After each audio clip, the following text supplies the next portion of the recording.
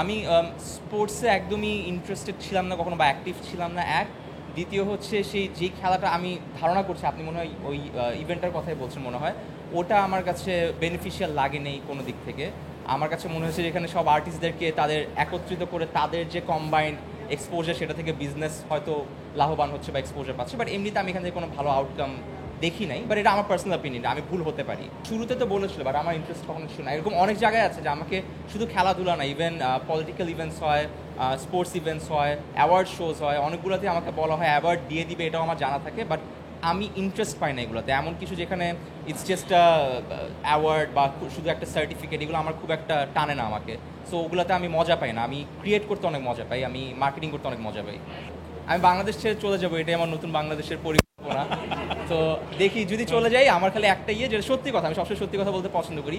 আমি এখন এত কথা বলি কারণ আমি এখন দেশের একজন নাগরিক। যখন আমি দেশ ছেড়ে চলে যাবো তখন আমি আর কোনো কথা বলবো না, কারণ তখন আমার বলার রাইটটা থাকবে না, আমি তো দেশেই থাকবো না তখন।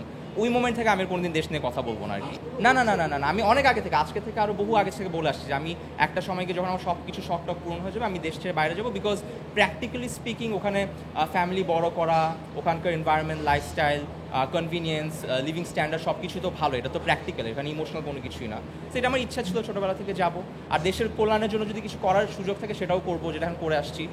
সুযোগ পেলে করি, আর নাহলে আমি বাসায় বসে থাকি, ভিডিও বানাই। বান্ডেল থাকলে প্রতি সেনমানিতে টাকা বাঁচবে। বিকাশ সেনমানি বান্ডেল কিনে জিতুন প্রতি লেনদেনে। She is the best mother. আমি এখন পর্যন্ত মানে বলার জন্য বলছি না, মানে আসলেও মন থেকে, বা আমি অ্যাকচুয়ালি আমি খুব রিয়েলিস্টিক মানুষ, আমি খুব কম ইমোশন এক্সপ্রেস করি। সো রিয়েলিস্টিক্যালি অনেক ভালো মা। বিকজ আমি যেটা পার্সোনালি বিশ্বাস করি, মা কিংবা বাবা অর্থাৎ প্যারেন্টহুড বায়োলজিক্যাল কোনো জিনিস না। জন্ম অনেকেই দিতে পারে, কিন্তু সবাই আসলে বাবা মার যেই প্যারেন্টহুডটা সেটা দিতে পারেন, এটা একটা নেচার।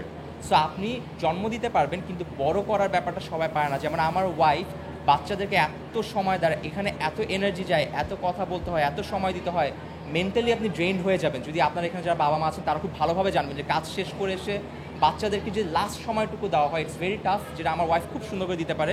অ্যান্ড আমার কাছে মনে হয় যে তার মতো মা পুরো বাংলাদেশে আমি আমার আশেপাশে অনেক কম দেখেছি। এবং মাদার্স ডেতে আমার মনে হয় যে আমি তাকে সবার আগেই উইশ করতাম। বিকজ মায়ের যে কৃতিত্ব, মার যে অবদান, মার যে এঙ্গেজমেন্ট, এটা খালি জন্ম দেওয়ার ওই 9 মাস বা 10 মাস 10 দিন পেটে থাকার মধ্যে সীমাবদ্ধ না।